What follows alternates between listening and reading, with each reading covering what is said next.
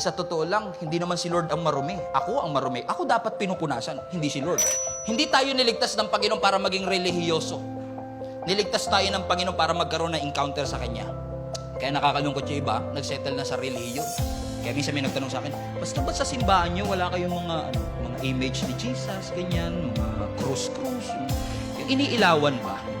Eh sabi ko sa kanila, ba't kailangan ni Jesus ng ilaw? Tayo yung madilim. Dapat tayo iniilawan, hindi si Lord.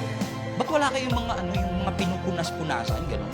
Eh sabi ko naman sa kanya, with all respect naman, sinabi ko, polite naman ako, sabi ko, sa totoo lang, hindi naman si Lord ang marumi. Ako ang marumi. Ako dapat pinupunasan, hindi si Lord. Tama? Pero kasi, kaya natin siya ginawa, kasi akala natin, ang gusto ng Diyos, maging religious ka lang. Hindi gusto ng Lord, maging relihiyoso ka lang. Kaya may kilala ako, kahit nasa dulo ako, pastor, okay lang, kahit hindi ko masyadong naiintindihan, basta nandun ako sa church. Religious lang. Pero hindi na bago ang buhay. Gusto ng Lord, mabago buhay natin. Kaya ipapa-experience talaga ng Panginoon sa'yo.